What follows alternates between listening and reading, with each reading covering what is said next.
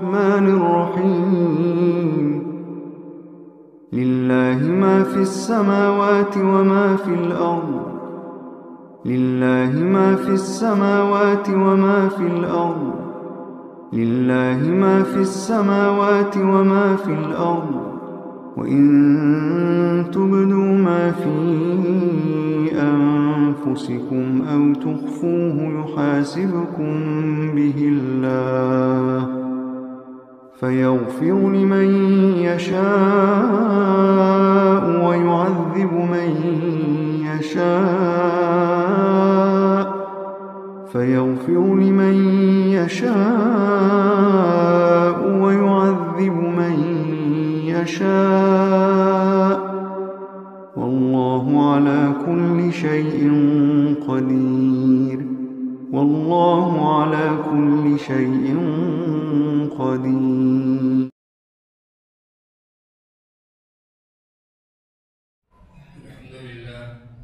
الحمد لله نحمده ونستعينه ونستغفره ونؤمن به ونتوكل عليه ونعوذ بالله من شرور أنفسنا ومن سيئات أعمالنا من يهده الله فلا مضل له ومن يضلل فلا هادي له. أعوذ بالله من الشيطان الرجيم. بسم الله الرحمن الرحيم. يا أيها النبي جاهد الكفار والمنافقين واغلظ عليهم ومأواهم جهنم وبئس المصير.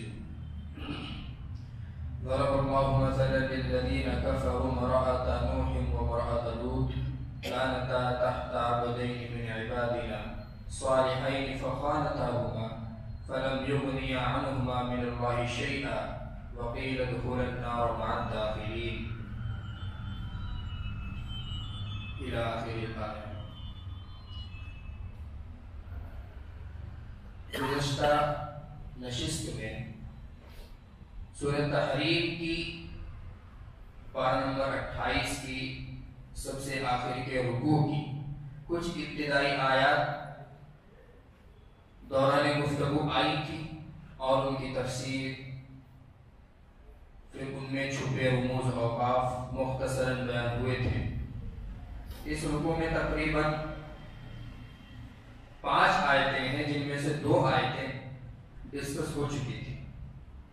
آگے اللہ تبارک و تعالی ارشاد فرماتے ہیں یا ایھا النبی جاہد الکفار والمنافقین واغلظ علیہم کہ اے نبی کفار سے لڑیے.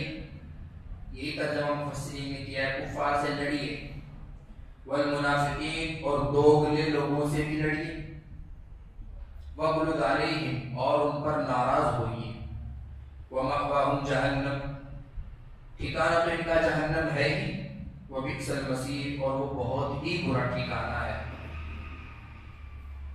اللہ تبارک و تعالیٰ نے نبی اکرم صلی اللہ علیہ وسلم کو مخاطب کر کے اولاً حضور اقدس صلی اللہ علیہ وسلم کو آپ صلی اللہ علیہ وسلم کی زندگی میں اور آپ صلی اللہ علیہ وسلم کہ دنیا سے پردہ فرمانے کے بعد عموماً عام طور پر پوری امت کو ایک سبق دیا, ایک طریقہ دیا, ایک ذمہ داری دی اور وہ ذمہ داری ہے جہاد کی. اب جب لفظ جہاد ہمارے سامنے آتا ہے عموماً اس پر بڑا ہنگامہ ہوتا ہے. اس لیے ہوتا ہے کہ اس کو ایک مخصوص انداز میں مخصوص طریقے پر یا مخصوص وقت مخصوص جماعت کے ساتھ خاص کر لیا گیا, جبکہ ایسا نہیں ہے. جہاد کے معنی آتے ہیں کوشش کرنا, سعی کرنا. حالات کے حساب سے قرآن میں اللہ تبارک و تعالیٰ نے کہیں پر حقیقی جہاد مراد لیا ہے اور کہیں پر جہاد کے لغوی معنی بھی مراد ہے, کوشش کرنا, سعی کرنا. تو اللہ تبارک و تعالیٰ نے کافروں اور منافقوں سے جہاد کرنے کا اور ان سے ناراضی کا, ان پر سختی کرنے کا حکم دیا. تو نبی اکرم صلی اللہ علیہ وسلم ہی اگر اس کا مصداق ہوتے تو آپ صلی اللہ علیہ وسلم تو دنیا سے پردہ فرما گئے, چلے گئے, تو اب تو اس آیت کا کوئی مطلب نہیں رہ جاتا. اس آیت میں ہمیں پھر کیا دیکھنا ہے کیونکہ کلام پاک کی ہر آیت، میں ہر نشست میں بات کہتا ہوں کہ قرآن کی ہر آیت رہتی دنیا تک کے لیے ہدایت ہے۔ تو جب رہتی دنیا تک کے لیے ہدایت ہے، ہم بھی اسی دنیا کا ایک حصہ ہیں، ہم بھی آیت پڑھ رہے ہیں، ہمارے سامنے بھی یہ آیت آ رہی ہے۔ تو نبی اکرم صلی اللہ علیہ وسلم جیسے ایک نبی تھے، جیسے ایک اچھے فیملی کے سربراہ تھے، جیسے ایک اچھے شوہر تھے، جیسے ایک اچھے قاضی تھے، جیسے ایک اچھے معلم تھے، اسی طرح ایک اچھے استاذ تھے، اسی طرح ایک اچھے لیڈر بھی تھے، کمانڈر بھی تھے۔ تو مسلم قیادت میں نبی اکرم صلی اللہ علیہ وسلم نے جتنا اور جہاں تک جہاد ہو سکا، جس طرح سے ہو سکا وہ کیا۔ لیکن نبی اکرم صلی اللہ علیہ وسلم کے چلے جانے کے بعد، نبی اکرم صلی اللہ علیہ وسلم کے دنیا سے پردہ فرمانے کے بعد ان آیات پر عمل کرنے کی کیا شکلیں نکل سکتی ہیں؟ جبکہ حالات ایسے نہیں ہیں کہ ہم ہتھیار اٹھا کر کسی کے اگینسٹ چلے جائیں، کسی کے اگینسٹ جا کر لڑنے لگیں۔ علماء کرام ابھی اس کی اجازت نہیں دیتے۔ تو کیا مطلب ہوگا؟ کم سے کم ہم اتنا تو کر ہی سکتے ہیں کہ آیت کا جو دوسرا مفہوم ہے، آیت کا جو دوسرا مفہوم ہے، جو آیت کی مراد ہے، کم از کم ہم اس کو کریں۔ جیسا کہ دوسری آیت میں ہے کہ مسلمانوں سے کہیے، اور مسلمانوں کو مخاطب کر کے کہا ہے کہ کافروں سے دلی دوستی نہ رکھیں، کافروں سے دلی محبت، دلی مودت بالکل نہ رکھیں۔ تو یہاں پر نبی اکرم صلی اللہ علیہ وسلم کو جو حکم دیا گیا کہ کافروں سے جہاد کیجئے تلوار کے ذریعے، اور منافقوں سے جہاد کیجئے وعظ و نصیحت، یہ علماء نے اس کی تفسیر نکالی ہے، مباحثہ سے، مجادلے سے۔ اب ہم کو یہ دیکھنا ہے کہ ہمارے درمیان چھپے ہوئے منافق کون ہیں، کس طرح کے ہیں۔ کبھی کبھی ایسا ہوتا، یہ حضور صلی اللہ علیہ وسلم کے دور کے جو منافق تھے، یہ پہلی صف کے نمازی ہوا کرتے تھے، سب سے آگے نماز میں ملتے تھے، لیکن ان کی بری عادت جو کلام پاک میں مینشن ہوئی وہ یہ ہے کہ یہ نماز، ذکر، عبادات اور دیگر شرعی کام صرف اور صرف دکھلاوے کے لیے کرتے تھے۔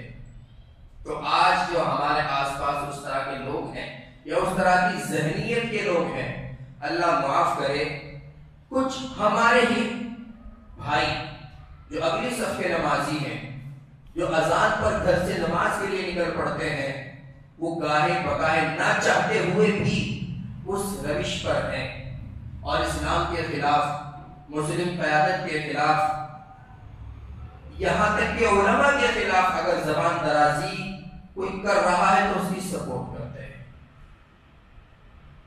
اس کو فروغ دیتے ہیں، اس کی ہاں میں ہاں ملاتے ہیں۔ جبکہ نبی اکرم صلی اللہ علیہ وسلم کا ارشاد ہے کہ اگر بننا ہے تو صرف 4 طرح کے انسان بنو، 5ویں طرح کے نہیں۔ یا تو علم حاصل کرنے والے بنو،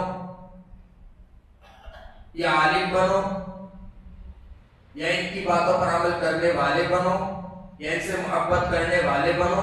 5ویں طرح کے نہ بنو، یعنی علم اور اہل علم سے بغض رکھنے والے نہ بنو۔ تو اس طرح کی ذہنیت کے، اس طرح کے، اس قسم کے جو افراد ہیں، ان سے جہاد ہم آج بھی کر سکتے ہیں، اور یہی جہاد کا سب سے عمدہ اور اچھا طریقہ ہے جو علماء کرام نے ایجاد کیا، وعظ و نصیحت، تبلیغ، اس طرح کی ذہنیت کے لوگوں کو سمجھانا، ان کو بجھانا اور ان کو راہ راست پر لانے کی فکر کرنا۔ اس زمانے میں یہ بھی جہاد ہے، کیونکہ منافقین سے جہاد اس وقت تلوار کے ذریعے نہیں ہوتا تھا، اور نہ کہ حضور اکرم صلی اللہ علیہ وسلم نے کیا۔ تو اس آیت میں کم از کم ہم جتنا کر سکتے ہیں اتنا تو کریں۔ آگے حضور اکرم صلی اللہ علیہ وسلم کو ارشاد ہے وَغْلُظْ عَلَيْهِمْ وَمَأْوَاهُمْ جَهَنَّمُ وَبِئْسَ الْمَصِيرُ، اور ان کا ٹھکانہ جہنم ہے، اور وہ بہت ہی برا ٹھکانہ ہے۔ اگلی آیات میں ایک بہت مشہور فریز استعمال ہوتا ہے، جیسے ہم کہتے ہیں کہ ٹیپو سلطان کا سب سے مشہور کیا مقولہ ہے، تو کہتے ہیں کہ ٹیپو سلطان رحمۃ اللہ علیہ کا وہ مقولہ بڑا مشہور ہے کہ گیدڑ کی 100 سال کی زندگی شیر کے دن کی زندگی سے بہتر نہیں ہو سکتی۔ بہت بڑا مشہور مقولہ ہے جو انہوں نے ارشاد فرمایا تھا۔ تو اسی طرح 4 عورتوں کا ذکر ہے، 4 عورتوں کا بہت مرتبہ کہا جاتا ہے کہ قرآن میں جن 4 عورتوں کا ذکر ہے وہ کون کون ہے، وہ کیا کیا ہے۔ تو جب وہ 4 عورتوں کے بارے میں کوئی سوال کرے تو وہ یہی مراد ہوتی ہے۔ اس بارے میں اللہ تبارک و تعالیٰ نے فرمایا کہ اللہ تبارک و تعالیٰ مثال بیان کرتا ہے نوح علیہ السلام کی بیوی کی، کافروں کے لیے نوح علیہ السلام کی بیوی کی اور لوط علیہ السلام کی بیوی کی۔ دونوں نبیوں کے نکاح میں دونوں عورتیں تھیں، 2 نبیوں کے نکاح میں 2 عورتیں تھیں اور دونوں کی دونوں کفار کی مخبر تھی، کفار کو خبر دیتی تھی۔ کیا سمجھ میں آئے گا اس سے وہ ابھی بات ہوگی۔ اور پھر آگے 2 عورتوں کی مثال بیان کی، ایک فرعون کی بیوی کی مثال کہ جو ایک کافر کے نکاح میں تھی لیکن اللہ تبارک و تعالیٰ کی محبت، حضرت موسیٰ علیہ السلام کی دعوت ان کے دل میں پیوست ہو گئی تھی۔ اور ایک مریم بنت عمران، اللہ تبارک و تعالیٰ نے ان کی تعریف کی۔ تو یہ 4 عورتیں ہیں اللہ تبارک و تعالیٰ نے جن کا ایک ہی مرتبہ میں ایک ہی آیت میں ذکر فرمایا ہے۔ پہلی 2 عورتیں جو 2 نبیوں کے نکاح میں تھی اور دونوں کفار کی حامی تھی، کفار کی مخبری کرتی تھی، تو اللہ تبارک و تعالیٰ ارشاد فرماتے ہیں کہ وہ دونوں کی دونوں ہمارے نیک بندوں کے نکاح میں تھی، انہوں نے ان سے خیانت کرنا شروع کر دیا۔ فَلَمْ يُغْنِيَا، یہ پوائنٹ ہے، فَلَمْ يُغْنِيَا عَنْهُمَا مِنَ اللَّهِ شَيْئًا، کہ اللہ تبارک و تعالیٰ کی طرف سے نبیوں کے نکاح میں ہونا بھی کام نہیں آیا۔ وَقِيلَ ادْخُلُوا النَّارَ مَعَ الدَّاخِلِينَ، اور ان سے کہا گیا کہ داخل ہونے والوں کے ساتھ جہنم میں داخل ہو جاؤ۔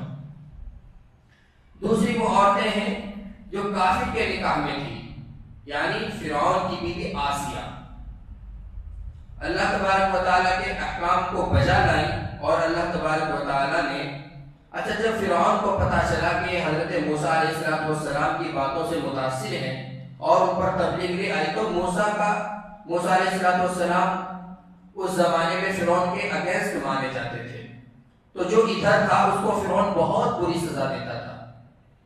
تو فرعون نے کیا کیا، کلام پاک میں اللہ تبارک و تعالیٰ کے ارشاد ہے وَفِرْعَوْنَ ذِی الْأَوْتَادِ، میخوں والا فرعون، وہ ہاتھ اور پیر میں میخ گاڑ دیا کرتا تھا، لوہے کی میخ، اس کے بعد پھر سزا دیا کرتا تھا۔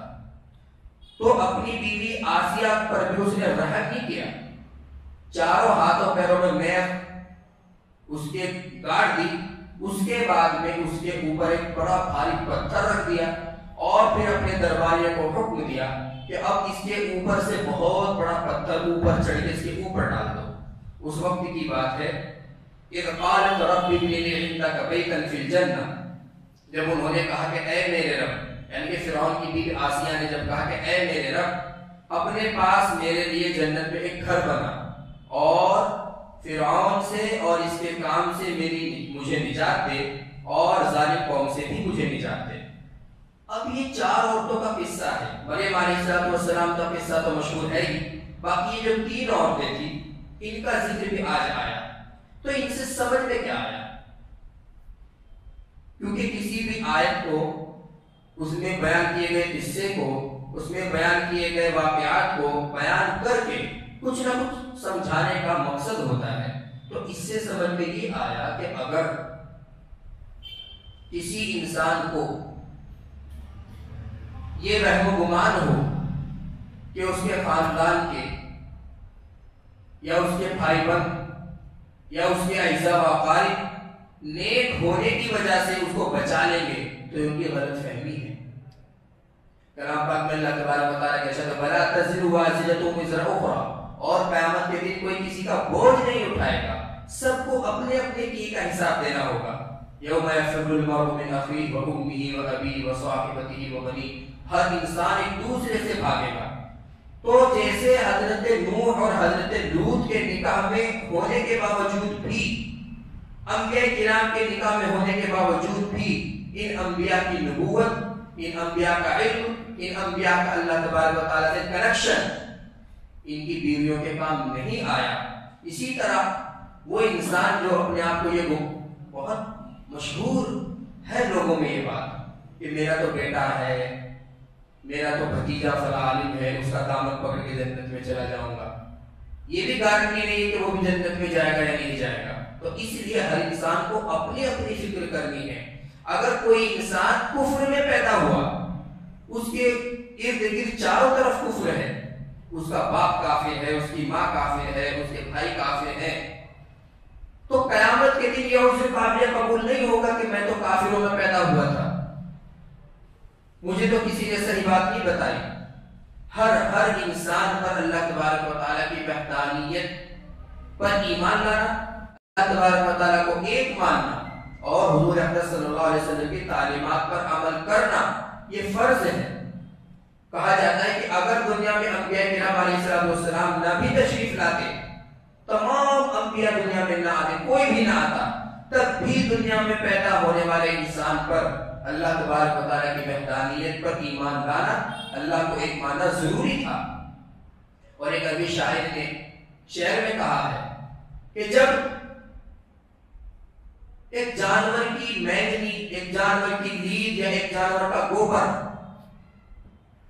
اس بات کی خبر دیتا ہے کہ یہاں سے بھی کوئی جانور گزرا ہے یا گزرا ہوگا یا گزرا ہے کل پرسوں 2-4 دن پہلے، تو پھر یہ کائنات، یہ پہاڑ، یہ زمین اللہ تبارک و تعالیٰ کی وحدانیت پر کیوں دلالت نہیں کرتی؟ تو ان واقعے کو بتانے کا صرف یہی مقصد تھا کہ اگر آپ کسی نیک انسان کے بھروسے پر بیٹھ کر اپنے آپ عمل نہیں کر رہے ہیں تو تب بھی خطا وار ہیں، اور اگر کفر و شرک میں پیدا ہونے کے بعد آپ کو یہ لگتا ہے کہ ہمارے سے کوئی گرفت نہیں ہوگی کیونکہ ہمارے آس پاس اللہ تبارک و تعالیٰ نے کوئی ایسا مسلمان بنایا ہی نہیں تھا جس کو دیکھ کر ہم مسلمان ہو جاتے، تو یہ بھی غلط ہے۔ ہر انسان پر حق کی تلاش، راہ راستے پر قائم ہونے کے اصول جاننا فرض ہے، خود سے فرض ہے۔ تو اللہ تبارک و تعالیٰ نے پہلے کافروں کے لیے 2 مثال بیان کی ہے کہ اگر آپ یہ سمجھ رہے ہیں کہ آپ کے کفر کا حساب نہیں ہوگا، اور اگر ہوگا بھی تو کسی نبی کی صحبت یا کسی کے نبی کے امتی ہونا ہم کو کام آ جائے گا، ایسا بالکل نہیں ہے، خالی وہم و گمان ہے۔ خود ان کی بیویوں کو بھی ان کا نبی ہونا یا ان کی معیت کافی نہیں ہوئی، وہ بھی جہنم میں چلی گئی۔ اور پھر آگے اللہ تبارک و تعالیٰ نے مسلمانوں کو خوشخبری دینے کے لیے 2 عورتوں کا ذکر فرمایا، فرعون کی بیوی کا، کہ اگر آپ تبلیغ کرتے کرتے تھک گئے تو کوئی مسئلہ نہیں، غمگین ہونے کی ضرورت نہیں، پریشان ہونے کی ضرورت نہیں۔ اگر کوئی انسان تمہاری بات نہیں مان رہا ہے، کوئی انسان آپ کے کہنے سے راہ پر نہیں آ رہا ہے، تو فرعون کی بیوی کی مثال لے لیجئے۔ حضرت مریم بنت عمران رضی اللہ تعالی عنہ کی مثال لے لیجئے کہ انہوں نے خود راہ راستوں کو تلاش کیا، اور لوط اور نوح علیہ السلام کی بیوی نے خود کفر کو اختیار کیا، جبکہ تبلیغ کرنے والے خود ان کے شوہر تھے۔ فموسى الذي رباه جبرائیل کافر وموسى الذي رباه فرعون مرسل۔ یہ اللہ تبارک و تعالیٰ کی قدرت ہے کہ جس کی تربیت، جس موسیٰ کی تربیت خود حضرت جبرائیل علیہ السلام نے کی، وہ کافر رہا۔ ایک انسان آیا تھا دنیا میں، بچہ تھا، جس کی تربیت اللہ تبارک و تعالیٰ نے جبرائیل علیہ السلام سے کرائی، لیکن ایمان کی دولت سے محروم رہا۔ اور ایک وہ موسیٰ دنیا میں آئے جو پیدا ہوتے ہی کافر کی گود میں ڈال دیے گئے، لیکن اللہ تبارک و تعالیٰ کی وحدانیت کو خود سے تلاش کیا اور نبوت سے سرفراز ہوئے۔ فموسى الذي رباه جبرائیل کافر وموسى الذي رباه فرعون مرسل، کہ جس کی تربیت جبرائیل علیہ السلام نے کی وہ تو کافر رہا، اور جس کی تربیت فرعون نے کی اس کو اللہ تبارک و تعالیٰ نے نبی بنا دیا۔ تو آیات کا مقصد یہ ہے کہ ہر انسان پر خود راہ راست کی تلاش کرنا ضروری ہے، صحیح راستے کو ڈھونڈنا ضروری ہے۔ دنیا کے جمگھٹوں میں، دنیا کے چکر میں یا دنیا کی باتوں میں آنے کی ضرورت. یہ وہ دنیا ہے جس نے حضرت ابراہیم علیہ السلام کو آگ میں ڈالا. یہ وہ دنیا ہے جس نے حضرت موسیٰ علیہ السلام کو نبی ہونے کے باوجود پریشان کیا. اللہ تبارک و تعالیٰ سے تختیہ ملنے کے باوجود رہے راستے پر نہیں آئے اور یہ کہا کہ موسیٰ تک کھو گیا اور بچڑے کی پوجا کرنے لگے.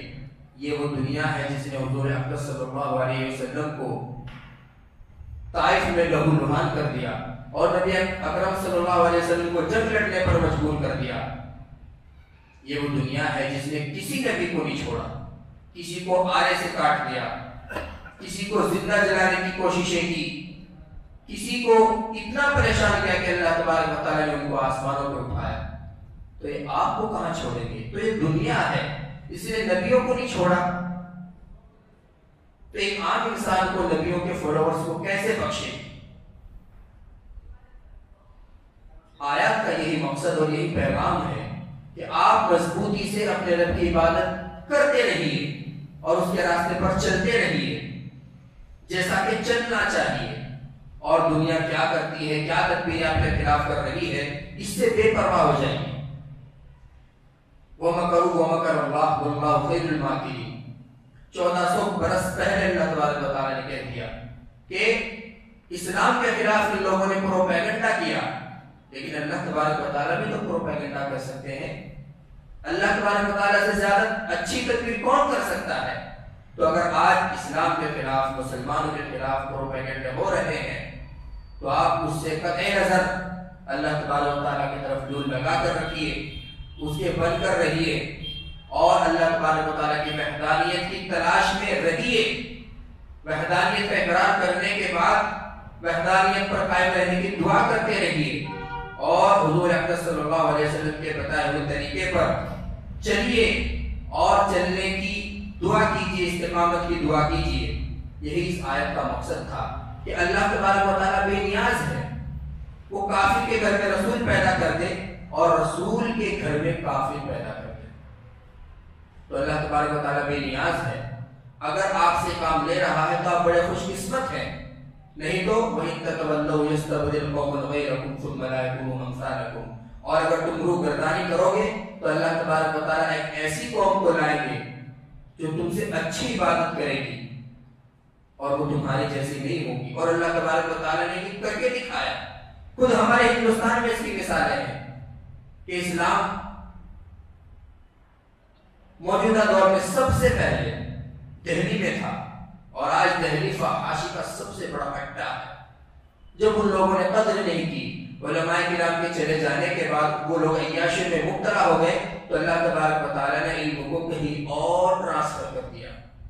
جیسے بغداد سے ختم ہو کر کہیں دوسری جگہ چلا گیا, اسپین سے ختم ہو کر کہیں دوسری جگہ چلا گیا, تو ایسے ہی اللہ تبارک و تعالیٰ نہ ہم ہماری عبادت کے محتاج ہیں اور نہ ہماری نمازوں کے محتاج ہیں, نہ ہماری زکوٰۃ کے محتاج ہیں.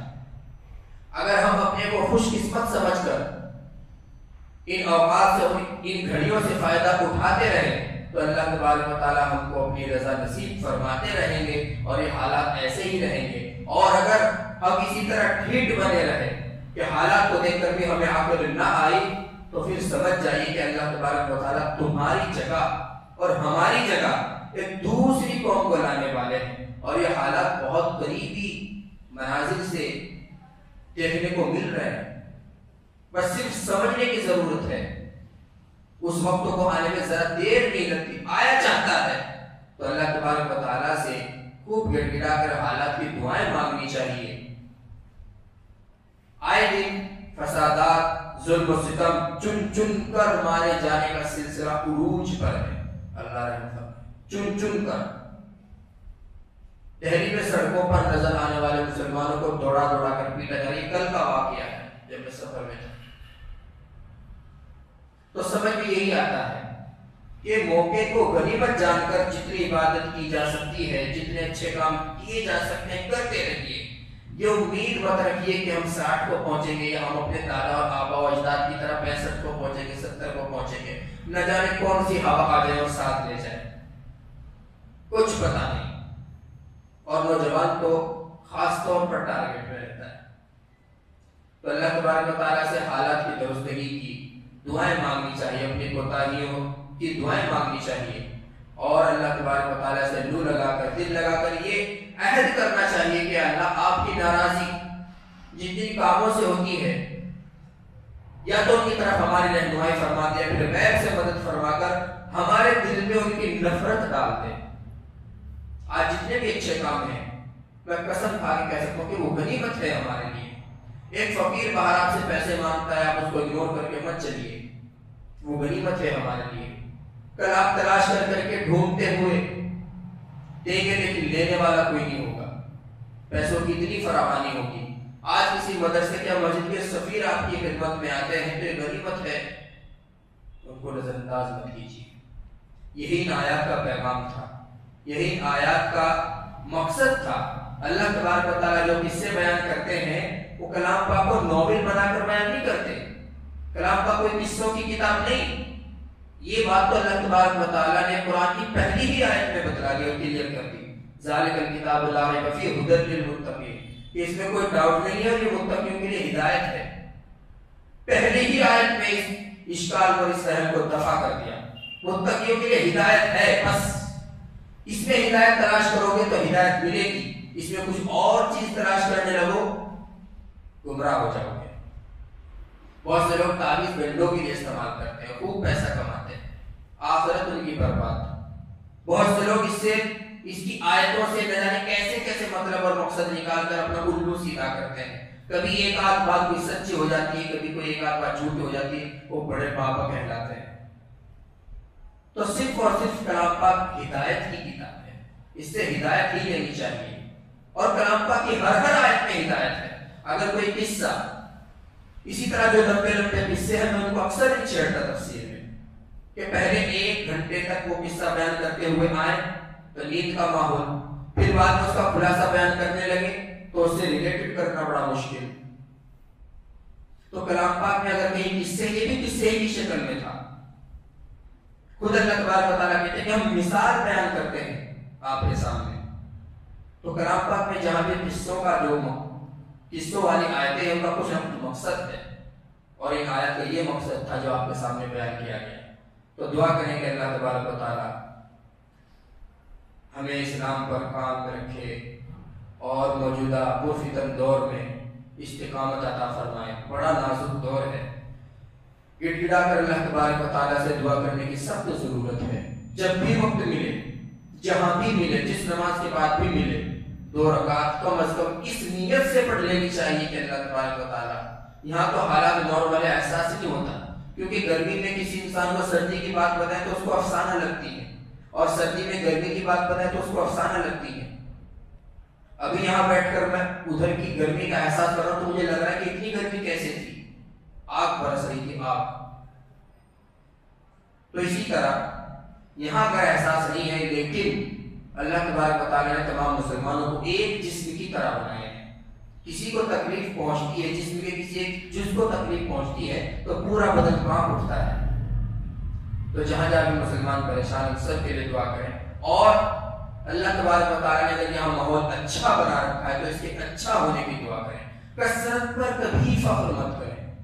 مسلم ڈومینیٹڈ ایریا، اس وہم و گمان نے بالکل برباد کر کے رکھ دیا ہے امت کو۔ یہ تو مسلم ڈومینیٹڈ ایریا، یہاں کیا ہو سکتا ہے؟ دیکھنے نہیں یہاں کچھ ہوگا تو اسپین والوں نے نہیں دیکھا 88%، اور ایک حساب سے ایک سروے کے مطابق تو 98% مسلمان ہو چکے تھے۔ تو کثرت کہیں کام نہیں آتی، تقویٰ کام آتا ہے، تقویٰ۔ کلام پاک میں اللہ تبارک و تعالیٰ نے ایک جگہ اور کہا ہے، الہاکم التکاثر، تکاثر نے تم کو برباد کر دیا، حتی زرتم المقابر، قبرستان پہنچ جاتے ہو اسی چکر میں۔ اور پھر اللہ تبارک و تعالیٰ نے یہ وارننگ دی کہ دیکھ لو گے تم آگے۔ تو تکاثر کا، کثرت کا، اپنی تعداد کا، اپنی بڑھوتری کا حوالہ کبھی نہیں دینا چاہیے۔ اللہ تبارک و تعالیٰ سے خیر مانگنی چاہیے، خیر۔ اللہ تبارک و تعالیٰ عمل کی توفیق عطا فرمائے، اور مجھے بھی کہنے سننے سے زیادہ عمل کی توفیق عطا فرمائے۔ وآخر دعوانا الحمدللہ رب العالمین۔ دعا فرما لیجیے۔ اللهم صل على سيدنا مولانا محمد وبارك وسلم۔ ربنا آتنا في الدنيا حسنة وفي الآخرة حسنة وقنا عذاب النار۔ لا إله إلا أنت سبحانك إني كنت من الظالمين۔ لا إله إلا أنت سبحانك إني كنت من الظالمين۔ لا الہ الا انت سبحانک انا کنا من الظالمین انا کنا من الظالمین انا کنا من الظالمین۔ یا اللہ ہمارے حالات پر رحم فرما، یا اللہ ہمارے حالات پر رحم فرما۔